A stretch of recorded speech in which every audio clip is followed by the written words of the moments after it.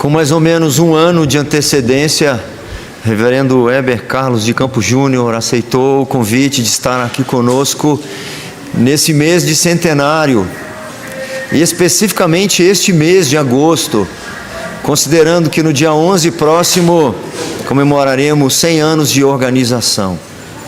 Reverendo Heber Carlos de Campos Júnior tem uma história familiar aqui que remonta aos pioneiros desta igreja. Agora, além disso tudo, o que nos importa nesta hora é receber na instrumentalidade dele a palavra do Senhor. Que Deus use a tua boca, reverendo, para nos instruir, nos edificar nesta hora. Que Deus abençoe.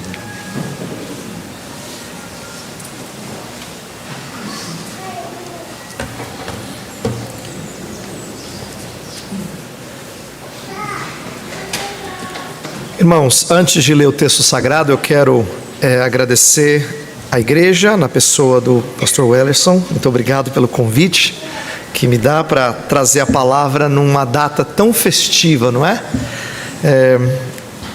A gente comemorar 100 anos é a expressão da bondade de Deus mesmo. E 100 anos na história de uma pessoa significa que, se ela viveu isso tudo, ela já está bem fraquinha, não é? Normalmente o vigor já foi todo embora, mas não necessariamente na vida de uma igreja. Então é uma alegria muito grande ver como Deus tem cuidado desta igreja e fortalecido essa igreja. E com 100 anos ela pode sim, por que não, estar bem mais forte do que quando ela tinha 50, quando ela tinha 30, quando ela tinha 20, não é? Porque o povo de Deus é fortalecido pela graça do Senhor. Então me alegro muito de estar aqui, reverendo. Obrigado pelo convite, pela honra e pela alegria de louvar o Senhor Deus com vocês nessa data. Eu quero aproveitar que estamos falando de aniversário de 100 anos e ler a história de um homem que vai experimentar algo maravilhoso aos 100 anos, mas a gente vai começar antes dos 100 anos dele. Abre em Gênesis capítulo 11. Vocês conhecem a história de Abraão, pois para os mais antigos que conhecem o Heber original, Heber Carlos de Campos, o pai, não é? Ele dizia assim para mim: filho, a gente tem que... Quando eu era mais novo, eu dizia assim: pai, eu gosto de pregar em textos que são mais desconhecidos do povo, porque assim, as histórias que eles conhecem, né, parece que você vai pregar a mesma coisa. Ele falou: não, filho, quando a gente prega nas histórias que as pessoas conhecem, a palavra de Deus se torna ainda mais viva e eficaz, porque a gente diz assim: puxa, já ouvi essa história tantas vezes e ainda tenho mais coisas a aprender. Essa é a minha oração, que a gente cresça com a história de Abraão. Vários de vocês a conhecem de ponta a ponta. Eu imagino que até as crianças tenham boa noção de tudo que acontece aqui. Mas a gente não conta histórias diferentes. A gente entende que esse livro sempre fala conosco, mesmo que a história seja relativamente conhecida. E eu vou ler o texto com vocês e depois vou pedir que Deus torne essa expectativa uma realidade. Eu vou pedir que você acompanhe a minha leitura de Gênesis 11, a partir do verso 27 até o 12, verso 9. 11, 27 até o 12, 9. Diz assim a palavra do Senhor Deus: são estas as gerações de Tera. Tera gerou a Abrão, a Naor e a Arã, e Arã gerou a Ló. Morreu Arã na terra de seu nascimento, em Ur dos Caldeus, estando Tera seu pai ainda vivo. Abrão e Naor tomaram para si mulheres. A de Abraão chamava-se Sarai, e a de Naor Milca, filha de Arã, que foi pai de Milca e de Iscá.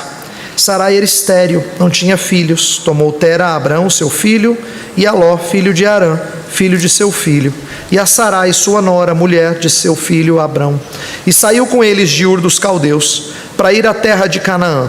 Foram até Arã, onde ficaram. E havendo Tera vivido 250 anos ao todo, morreu em Arã. Ora, disse o Senhor a Abrão: sai da tua terra, da tua parentela e da casa de teu pai, vai para a terra que te mostrarei. De ti farei uma grande nação, e te abençoarei, e te engrandecerei o nome. Sê tu uma bênção. Abençoarei os que te abençoarem, e amaldiçoarei os que te amaldiçoarem. Em ti serão benditas todas as famílias da terra.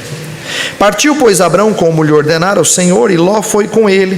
Tinha Abrão 75 anos quando saiu de Harã. Levou Abrão consigo a Sarai, sua mulher, e a Ló, filho de seu irmão, e todos os bens que haviam adquirido, e as pessoas que lhes acresceram em Harã. Partiram para a terra de Canaã, e lá chegaram. Atravessou Abrão a terra até Siquém, até o carvalho de Moré. Nesse tempo os cananeus habitavam essa terra. Apareceu o Senhor a Abrão e lhe disse: darei à tua descendência essa terra. Ali edificou Abrão um altar ao Senhor que lhe aparecera. Passando dali para o monte ao oriente de Betel, armou a sua tenda, ficando Betel ao ocidente e Ai ao oriente. Ali edificou um altar ao Senhor e invocou o nome do Senhor. Depois seguiu Abrão dali, indo sempre para o Neguebe. Vamos orar mais uma vez? Senhor, nós abrimos Tua palavra e nós a lemos, e nós chamamos este livro de Tua palavra porque nós cremos que o Senhor fala por intermédio dela.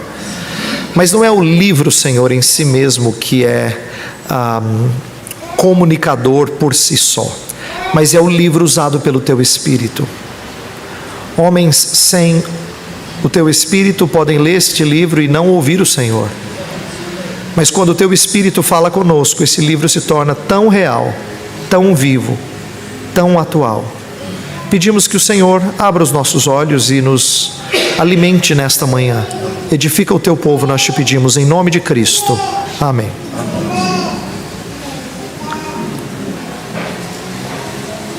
Irmãos, eu quero explorar essa história de Abrão, fazendo inclusive algumas aplicações para as famílias desta igreja que este mês se torna centenária.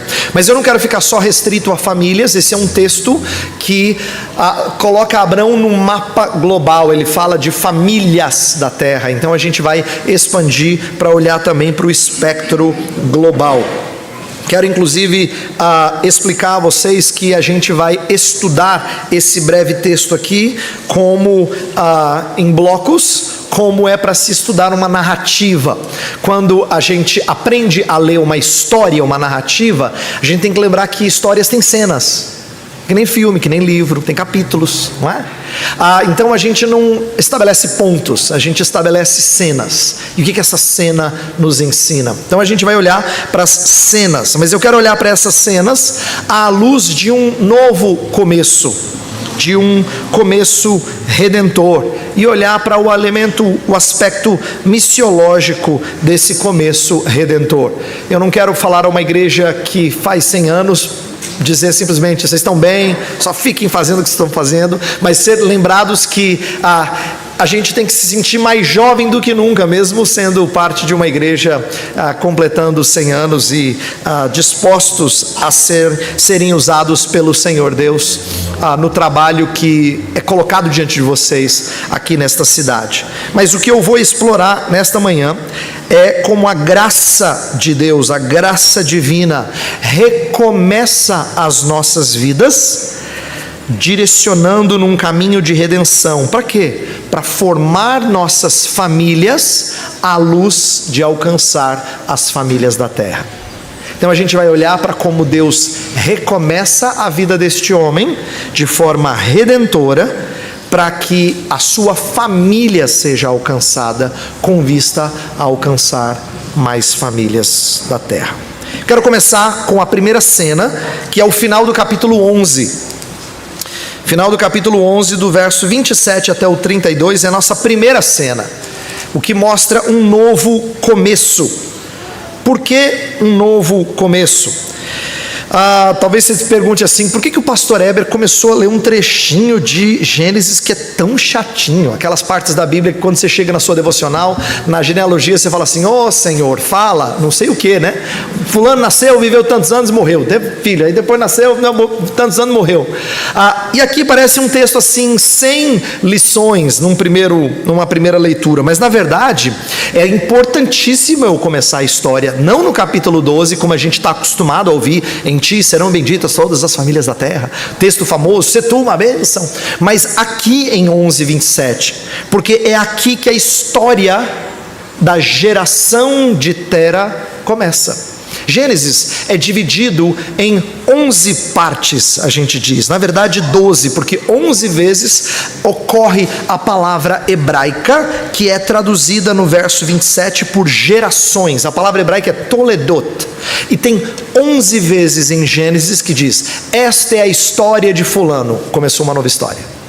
Estas são as gerações de fulano, começou novo bloco da história de Gênesis. Então Gênesis é cheio de blocos de novos começos, e sempre começa desse jeito. Então toda vez que essa palavrinha ocorre no original, significa que começou de novo. Tanto é que uma família nova sempre é sinal de que Deus está resgatando a linhagem abençoada de filhos dele. Por exemplo, lembra da história de Caim e Abel? Abel é crente, Caim é ímpio. Caim mata Abel. Você fala, não é possível. Justo o crente faleceu. Aí o texto da Bíblia diz que nasce Sete para substituir Caim. Esse detalhe de substituição, se você lê com um olhar de mãe, você fala assim: nenhum filho substitui o outro. Mas ele não está descrevendo uma história afetiva, é uma história de linhagem abençoada. Deus vai fazer um novo começo com Sete, e é através de Sete que vem redenção. Mesma coisa com Noé. Deus fala: vou trazer dilúvio, mas Noé entra na arca e um novo começo surge. Aí no finalzinho da história de Noé, você diz assim: Noé é um cara crente, mas Noé faz as besteiras dele, um dos filhos é amaldiçoado, mas Deus escolhe Sem, e da linhagem de Sem vai abençoar. Em Gênesis é sempre assim: depois de pecados, depois de alguém estragar alguma coisa, vem Deus e começa de novo. Então a história de Abraão também é um novo começo. É um novo começo. E isso vai repetir-se depois com Isaac, com Esaú e Jacó. Não coloca filho no mundo porque o mundo está melhor. A gente traz filhos e se alegra com a vinda de pequeninos, porque Deus está preparando um remanescente fiel. Ele está ensinando para a gente que Ele sempre tem poder para recomeçar. Sempre pode recomeçar de forma redentora. Os primeiros leitores de Gênesis, você tem que lembrar disso. Quando Moisés escreveu essa história, ele está escrevendo para aqueles que estavam no deserto, prestes a entrar à terra prometida. Eles tinham receios. Pensa bem, não é bom ser escravo, mas você acostuma. Tanto acostuma que lembra que eles reclamavam no deserto de não ter as comidas que eles tinham no Egito? Aí você diz assim: como é que pode estar livre e reclamar do tempo que você é escravo? É porque a gente acostuma, e a gente tem medo do diferente. Então o que aconteceu quando os espias voltam? Ninguém tem coragem de entrar na terra, porque o relato da maioria é de que a terra é impossível. Percebe a incredulidade? Eles precisavam dessa história de como Deus é poderoso para operar novos começos. Eles iam entrar na terra e começar de novo. Não temam. Deus é poderoso para iniciar. Sabe, a história de Abraão começa aos 75, sendo narrada aqui. A gente não sabe muito do que acontece antes, mas é importante você entender que os detalhes contados aqui no final do capítulo 11 são detalhes significativos. Deus não dá detalhes à toa. Deus não conta as coisas que não são importantes a gente não saber. Pelo contrário, Ele trabalha com aquelas que são significativas. Então é por isso que Abraão vai ter alguns detalhes contados, e eu quero destacar para vocês. Primeiro detalhe aqui que eu quero destacar, no versículo 30, depois de dizer quem são as gerações de Tera, né, os filhos que ele tem, acontece a morte de Harã, e aí Abraão acaba tomando uma mulher, assim como seu irmão, e depois ele vai assumir a guarda do seu sobrinho, porque o pai do seu sobrinho, o irmão de Abraão, faleceu. Então esses detalhes são contados por uma razão. A primeira razão o primeiro detalhe está no versículo 30. Sarai era estéril, não tinha filhos. Esse é um detalhe que pode parecer não fazer sentido na sequência, mas é como se o narrador tivesse dizendo para você: há muitos anos atrás, havia uma mulher que não podia ter a bênção que mais alegrava o seu coração. E está preparando você para a história que vem adiante. O segundo detalhe que é destacado está no versículo 31. Versículo 31 diz: tomou Tera Abraão seu filho, e a Ló, filho de Arã, filho de seu filho, e a Sarai, sua nora, mulher de seu filho Abraão, e saiu com eles de Ur dos Caldeus para ir à terra de Canaã. Foram até Arã, onde ficaram. Antes mesmo de começar a história de redenção, no capítulo 12, Abraão começa a se tornar um viajante. E esse segundo detalhe, o primeiro é a esterilidade de Sarai. O segundo detalhe é que Deus está mostrando que Abraão vai ser um peregrino.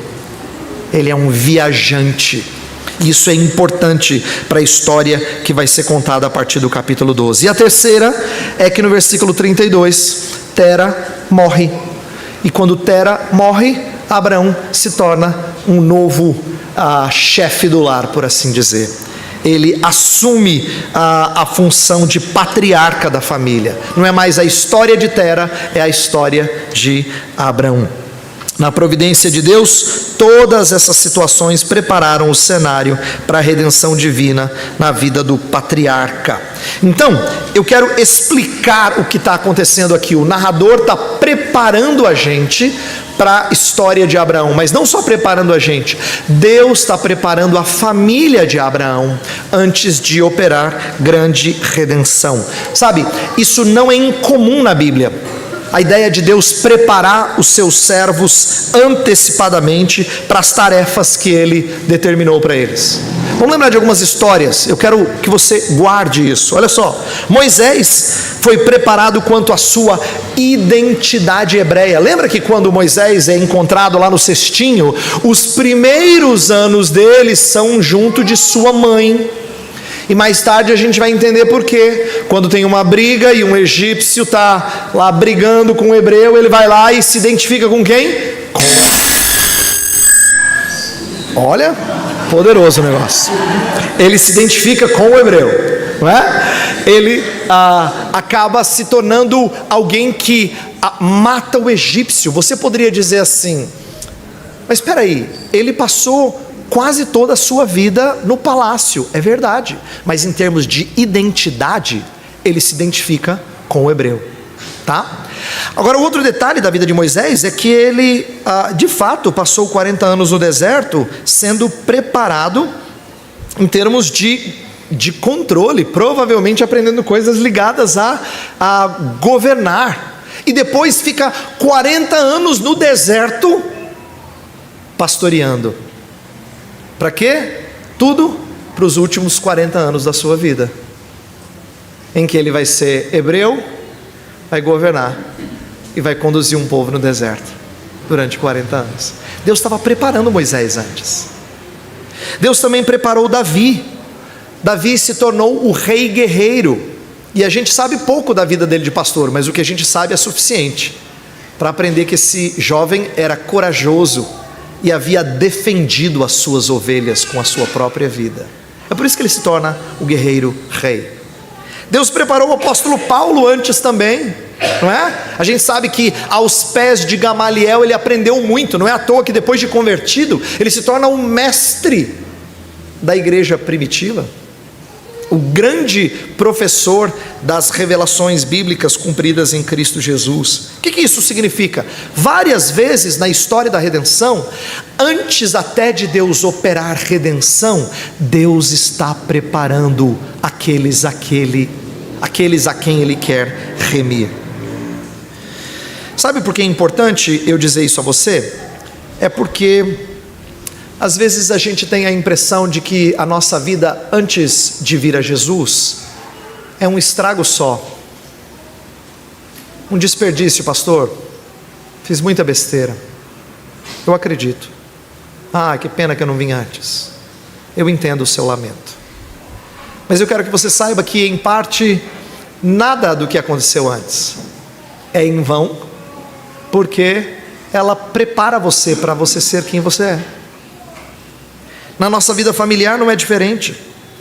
Toda a nossa vida anterior ao casamento e à formação da família contribui para a nossa vida familiar. E não importa se eu esteja falando de família, eu esteja falando de você estar na igreja, toda a nossa vida anterior pode ser repleta de erros. Mas isso não torna você inapto para você fazer certas coisas. Muitas vezes é Deus preparando você, sensibilizando você para as situações que você vai encontrar depois, tornando você solo fértil, para você ser misericordioso com gente que vai enfrentar alguns dos mesmos dilemas que você. Então, sejam as suas experiências anteriores boas ou ruins, Deus nunca desperdiça experiência na providência dele. Ele sempre está lapidando você, inclusive para você conduzir uma família, sempre. A outra coisa que a gente percebe aqui nesse texto, e eu quero trazer essa aplicação para nós, é que falar de recomeço é falar da nossa vida com Cristo. Vida cristã é um recomeço redentor, e é por isso que a gente chama de novo nascimento. Alguns de vocês que vieram a Cristo mais velhos podem dizer assim: tenho duas datas de nascimento, pastor. Tem aquela que eu comemoro os anos nesta terra, e tem aquelas que eu comemoro vida com Jesus, né? Tenho 2 aniversários, porque é um novo nascimento. A redenção sempre implica em recomeço, assim como momentos em que nossas famílias começam, são recomeços. Quando um homem deixa pai e mãe e se une à sua mulher, recomeço. Quando eles têm filhos, um novo começo. São ideias que nem sempre a gente está preparado, inclusive quando a velhice traz novas situações para nós. Não significa que as coisas estão terminando, especialmente para quem é de Deus, elas não estão terminando. Uma nova fase está prestes a começar, inclusive pode ser na presença do nosso Senhor, mas é um novo começo e redentor.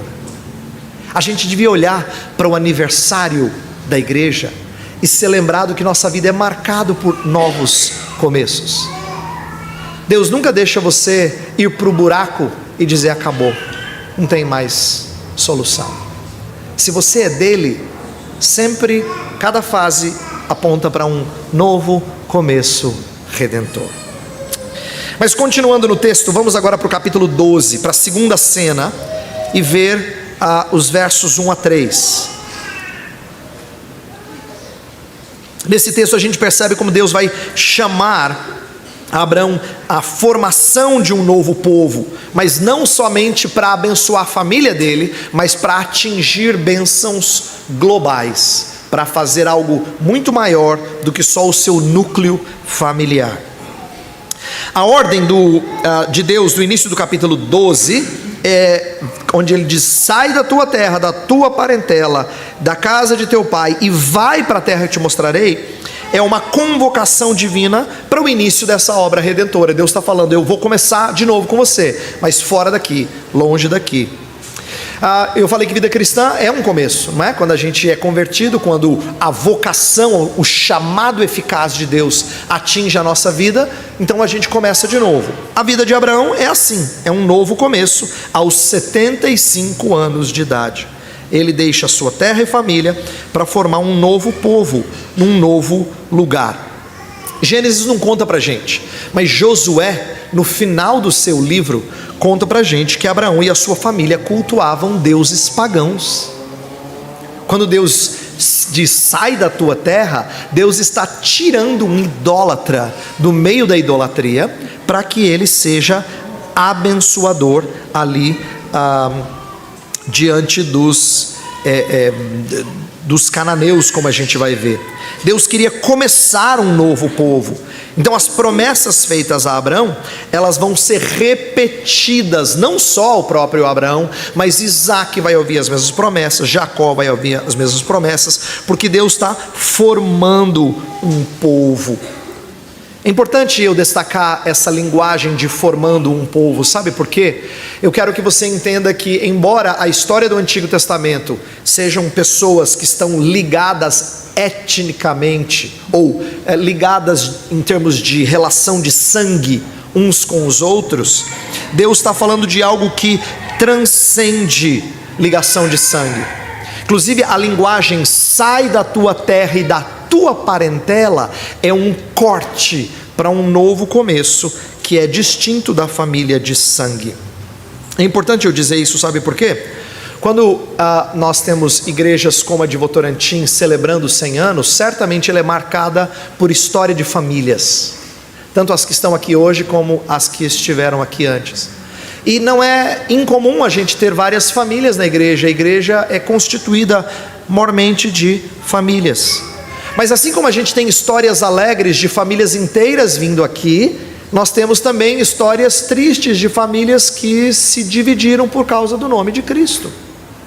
Alguns nunca vieram e outros possivelmente naufragaram na caminhada. Por quê? Porque a ligação de sangue nunca foi tão significativa quanto a ligação de fé.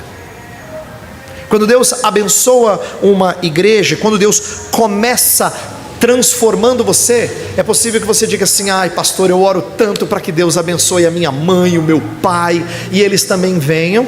E às vezes Deus é bondoso de trazer os que antecedem você, mas muitas vezes isso não acontece, porque a sua história é um recomeço. A sua história é Deus começar de forma redentora de agora em diante, para ser bênção sobre você e sobre os seus filhos e os filhos dos teus filhos, não é? Então, a gente percebe isso na vida de Abraão. A gente não ouve nada de Deus abençoar o seu pai, mas sim os seus filhos. E não é incomum nós experimentarmos as mesmas coisas na história da igreja. Pessoas que vêm sem que os seus pais venham, mas os seus filhos, por graça de Deus, são colocados neste caminho. E todas as vezes que a gente experimenta isso, um novo começo redentor foi trabalhado por Deus. Eu quero chamar a sua atenção dos versos 2 e 3, porque tem algo aqui que não é fácil de nós percebermos. Versos 2 e 3 tem várias promessas, inclusive eu creio que ela só tem promessas. Por que é importante eu destacar isso? Porque no final do verso 2 existe um trechinho que parece ser o mais lembrado desse capítulo 12. Se tu uma bênção, pastor. Mas é bem provável, eu creio, pelo que eu estudei, que esse seja melhor traduzido como uma promessa, isto é, você será uma bênção, antes do que uma ordem. Sabe por que é importante eu destacar isso? Porque a gente tem o mau hábito de só prestar atenção em ordem. O texto fala assim: de ti farei uma grande nação, te abençoarei, te engrandecerei o nome. 3 promessas. Depois no verso 3: abençoarei os que te abençoarem, amaldiçoarei os que te amaldiçoarem, em ti serão benditas todas as famílias da terra. 3 promessas. E no meio tem se tu uma bênção. Qual que você guarda? Se tu uma bênção. Tem 6 promessas e uma frasezinha que no português aqui está no imperativo e parece que você guarda o imperativo. Eu acho que essa é uma quedinha que a gente tem por legalismo. A gente ouve ordem e guarda ordem e mandamento mais do que a gente guarda promessa. Mas se a minha interpretação estiver correta, dos versos 2 e 3, não tem 3 promessas, uma ordem, 3 promessas, tem 7 promessas. E 7 para o judeu é um número bonito, não é? É um número perfeito, de promessas do Senhor Deus, sabe? E dessas promessas, a gente pode destacar 3 coisas em especial que eu quero chamar a sua atenção. A primeira delas é que Deus prometeu terra, né? Sai da tua terra e vai para a terra que te mostrarei. A segunda coisa que Deus promete, de maneira bem concreta, é a descendência. Eu vou de ti farei uma grande nação. A ideia é que eu vou multiplicar você. E a terceira coisa que eu quero destacar é que Deus promete a Abraão um nome. Olha no final do verso, no meio do verso 2, fala assim: te engrandecerei o nome. Então atenção, 3 coisas fáceis de guardar: terra, descendência e nome. Por que eu estou destacando essas 3? Porque ela tem a ver com os 3 detalhes do final do capítulo 11. Terra tem a ver com o fato de Abraão ser peregrino. Descendência tem a ver com o fato de Sarai ser estéril. E nome tem a ver com o fato de Tera ter morrido. E agora Abraão assume a posição de patriarca. Deus vai abençoar Abraão com terra, com descendência e com nome.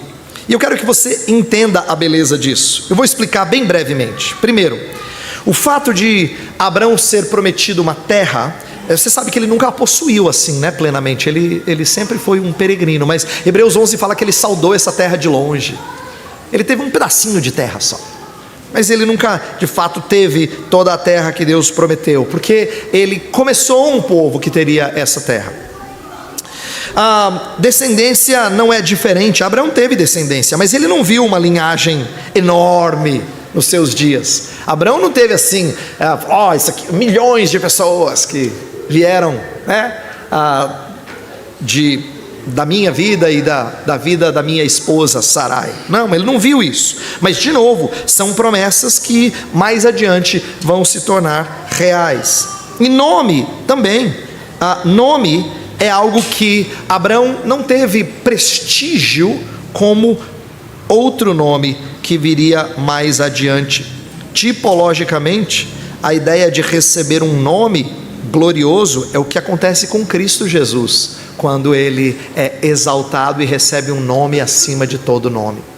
Estou chamando a sua atenção para essas 3 promessas, porque eu creio que elas apontam para coisas que Deus cuida de maneira bem concreta na nossa vida, mas às vezes elas não aparecem na plenitude quando a gente gostaria, não é? Elas não aparecem, porque elas apontam para realidades ainda maiores. Por exemplo, o que a gente ouviu aqui em orações já nessa liturgia? Nós agradecemos a Deus não somente pelas bênçãos concretas que nós temos, elas são muito boas e a gente deve agradecer por elas. A gente agradece pelas refeições, a gente agradece pelo transporte que Deus nos dá, pela casa que Ele nos dá, pelas roupas, pelo trabalho, pelo sustento de uma maneira geral, pela saúde que Ele nos dá. Tudo isso é bom, mas tudo isso aponta para realidades mais sublimes, que só fazem sentido quando a gente vem adorar o nome dEle, quando a gente se curva diante dEle, quando a gente se doa para Ele. Essa ideia de realidades concretas que apontam para coisas mais adiante tem que ser aplicadas para a nossa vida.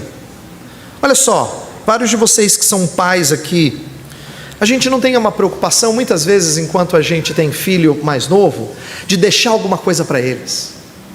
Tem que trabalhar, meu bem. Afinal de contas, o que a gente vai deixar para o nosso filho? Não é? Nossos maiores esforços deveriam girar em torno de conduzi-los a uma herança que traça ou ferrugem não podem corroer. Mas a gente também tem outros sonhos. Talvez haja casais aqui, eu não conheço, que sonhem com a maternidade biológica. E eu vejo muitos casais que depois de anos juntos e não têm filhos, essa é uma das suas grandes tristezas. Eu consigo entender isso, porque é gostoso ter o prazer de ter filhos biológicos. Mas o nosso maior prazer e a nossa maior alegria deveria ser em termos filhos na fé. Filhos na fé são a coisa que mais alegram o nosso coração. E pais de filhos biológicos que não seguem a Cristo vão me entender muito bem quando eu falo que parte o nosso coração não vermos eles andando nos caminhos do Senhor. Então, filhos na fé são a maior bênção. Filhos biológicos são muito bons, mas eles são apenas um vislumbre de coisas mais sublimes que a gente quer experimentar, que é ter filhos andando no mesmo caminho que nós. Se temos um anseio de estabelecermos boas relações com as pessoas, preservar o nosso nome limpo, eu destaco que vale a pena a gente ter a nossa reputação prejudicada diante dos homens, a fim de honrarmos o nome de Deus. Olha quanto você muitas vezes se preocupa com a sua reputação. Eu quero que você pare de se preocupar com o seu nome e se preocupe mais com o nome dele, ainda que o seu seja sujo, porque tem outro nome mais importante que você carrega.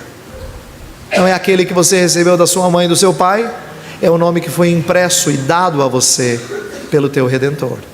É esse nome que importa você carregar. Então, junto com Abraão, nós somos chamados a olhar para as bênçãos concretas como apenas um vislumbre do cuidado de Deus. Elas apontam para realidades ainda mais sublimes e de alcance universal, né?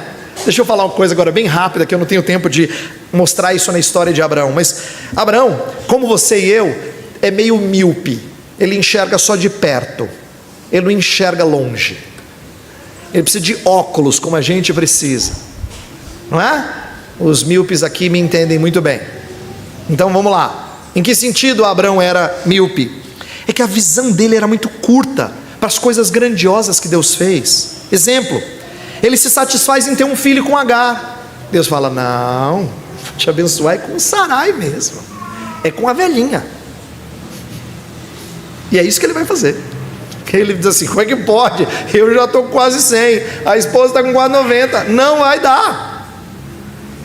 E não adianta você dizer: não, naqueles dias, pastor, eu acho que a menstruação ia até mais longe, né? A menopausa vinha mais tarde. Não. O texto deixa bem claro que ela já não tinha mais o costume das mulheres, não era mais possível biologicamente. Ele se contentou com o pequeno. Deus falou: não, eu vou dar coisa maior para você. Enquanto Abraão quer apenas um pedaço de terra para abrigar os seus servos, longe de atrito com Ló. Lembra que ele e Ló partem? Deus fala: nada disso. Ele leva ele para um lugar e olha essa terra aqui, ó, toda vai ser da sua descendência.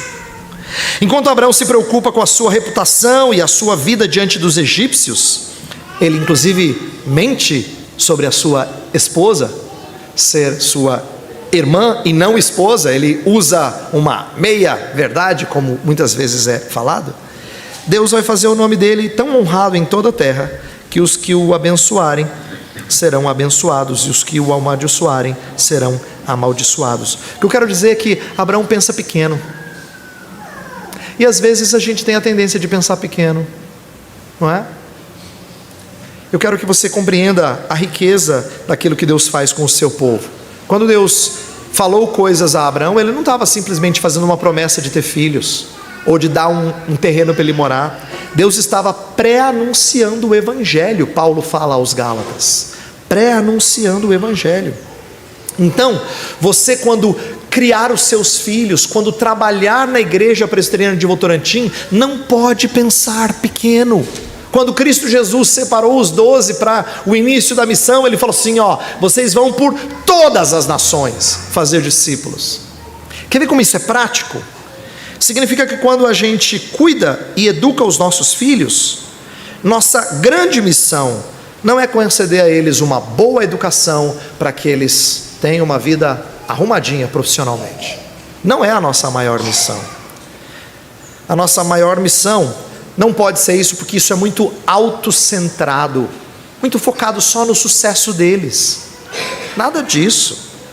Família tem que ser voltada para fora, não para dentro não, viu? Os mais velhos agora que me ouçam e fiquem tristes comigo, mas é importante eu dizer isso para vocês. A gente não tem filho para que eles sempre voltem para a nossa casa. É gostoso recebê-los em casa, é uma delícia a gente estar com eles, eu sei. Mas eles são colocados nesse mundo centrados em Deus, e é por isso que filhos são como flechas enviadas ao mundo. A gente devia pensar assim. Nossos pequenos sendo treinados aqui na escola dominical, eles vão morar em diferentes lugares do nosso país e do mundo. A gente não sabe onde, mas eles têm que ser vistos como flechas lançadas ao mundo, para discipularem outros que se submeterão a Jesus Cristo. Portanto, a nossa família é tão pequena, que parece ter tão pouco alcance. A gente é míope que nem Abraão. A gente precisa ter nossa visão expandida, para que a gente compreenda que Deus pode fazer grandes coisas com famílias pequenas, que se colocam diante dele. Última cena do nosso texto é os versos 4 e 9. Dos versos 4 a 9, a gente percebe que Abraão foi para a terra que Deus ia mostrar para ele. Sabe, é muito importante eu destacar aqui que Deus não mostrou para ele antes de dar a ordem. Deus fala: sai da tua terra e vai para a terra que te mostrarei. Deus não mostrou e falou assim: gostou? Legal, né? Condomínio fechado, piscina, bem caprichado o lugar. Agora vai. Não. Ele foi, Hebreus diz, sem saber aonde ia. Isso é significativo porque ele saiu calcado em promessas. Ele não viu nenhum sinal. Nada, reverendo. Deus não deu uma visão para ele da terra.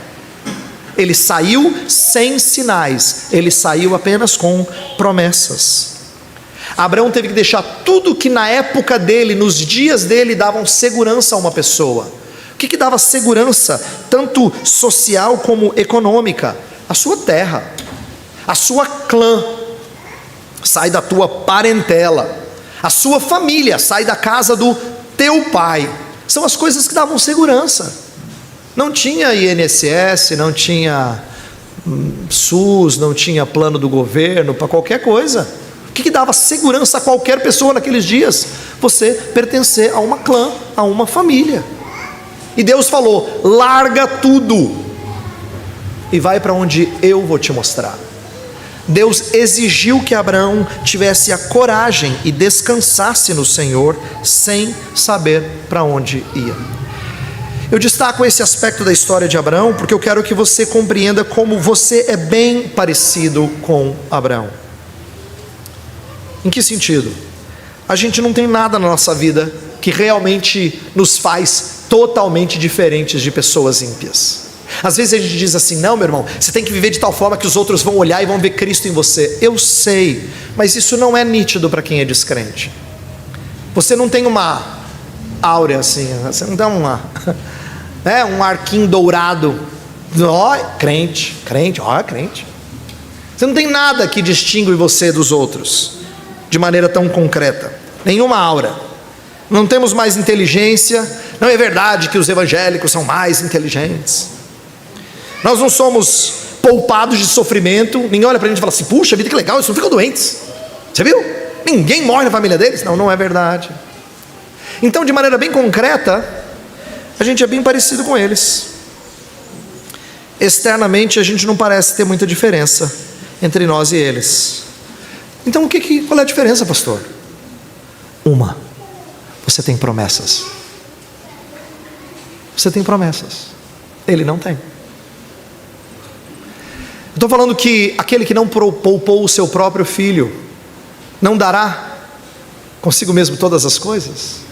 Ele fez promessas a você, e a gente é chamado a deixar tudo e seguir a Cristo baseado nessas promessas. Não tem aura, não tem livramento de sofrimento, não tem mais inteligência, nada que mostre que você realmente vai ter as coisas aos olhos dos homens. Você tem promessas e você se apega a elas.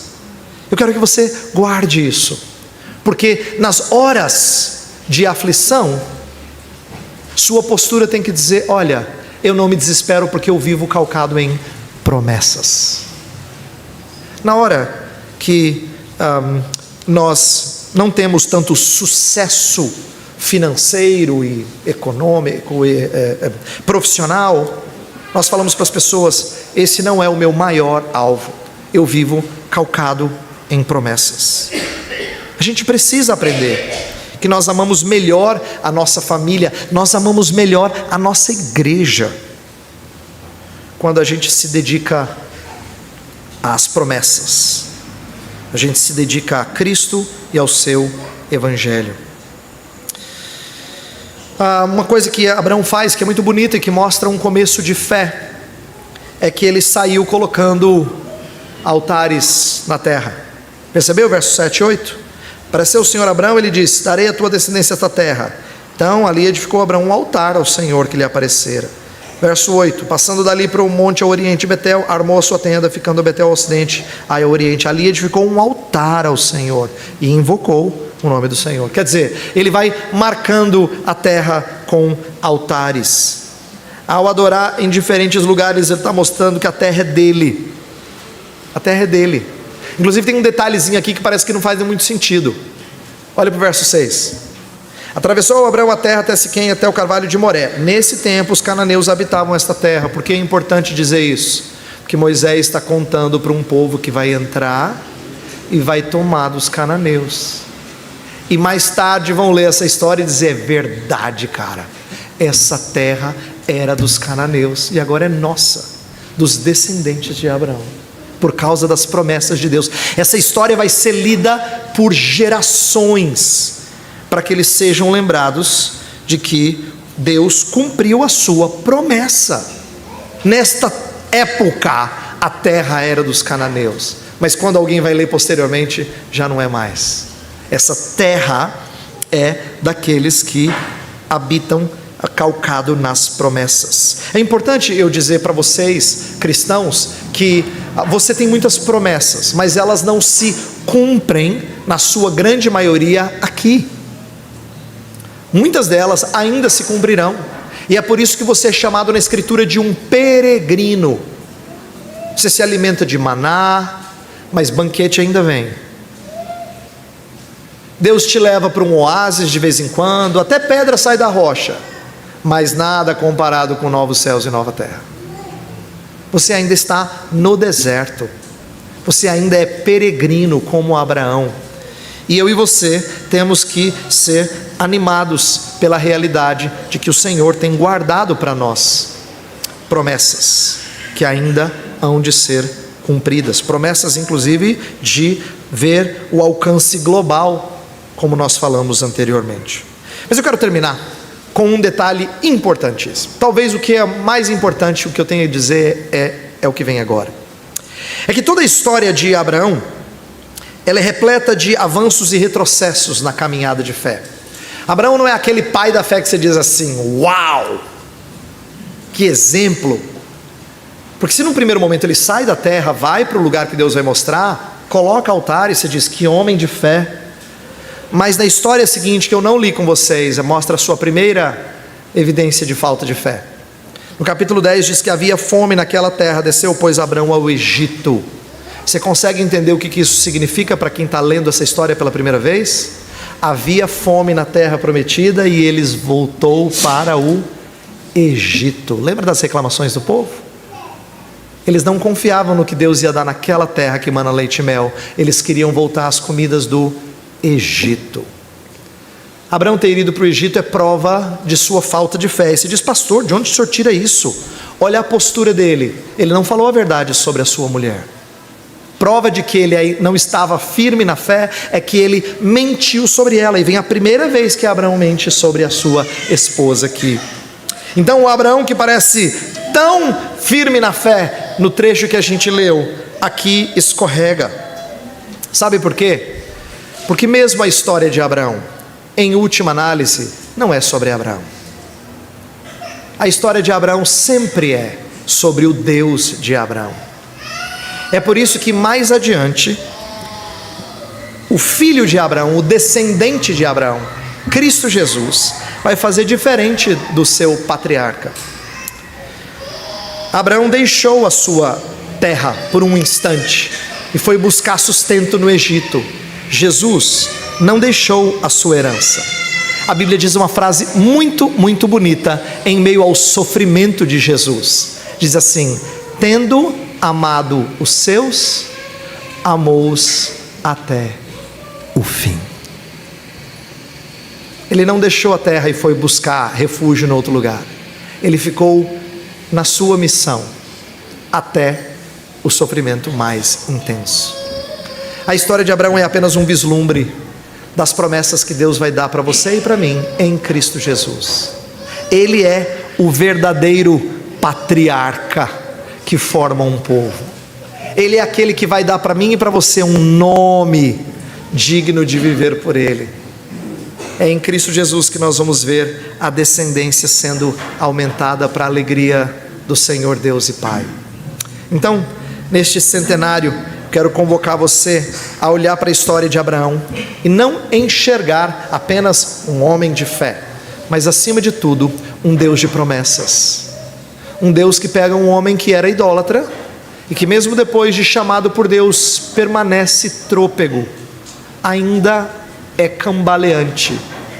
Mas Deus vai fazer coisas belas acontecerem na vida dele, porque a história não é sobre Abraão, a história é sobre o Deus de Abraão. Vamos orar?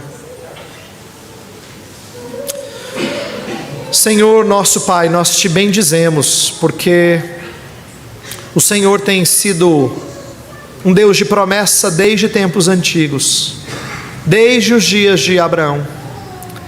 Mas não é só para as histórias da Bíblia que o Senhor promete grandes coisas. O Senhor tem feito promessas ainda mais sublimes para o povo que recebe a Cristo. Portanto, para nós que estamos aqui nesta manhã, nos alegrando com o centenário desta igreja, faz-nos recordar que tuas promessas é que sustentaram esta igreja nos últimos anos. O Senhor cuidou daqueles que lá atrás vislumbraram uma igreja madura, mas não imaginavam os altos e baixos pelos quais ela passaria. E Senhor, os que estão aqui sabem muito bem que nossa história, a história das nossas vidas pessoais, a história da nossa igreja, a história desta igreja, é uma história semelhante à de Abraão, de altos e baixos, de momentos de fé e momentos de falta de fé. Mas o Senhor não nos abandona, e as tuas promessas continuam sendo verdadeiras. Por isso nós queremos te bendizer nesta manhã e exaltar o teu nome, porque o Senhor não nos mantém aqui só quando nós estamos firmes contigo. O Senhor continua cuidando de nós, mesmo cambaleantes. O Senhor é um Deus todo fiel, todo confiável, todo segurança.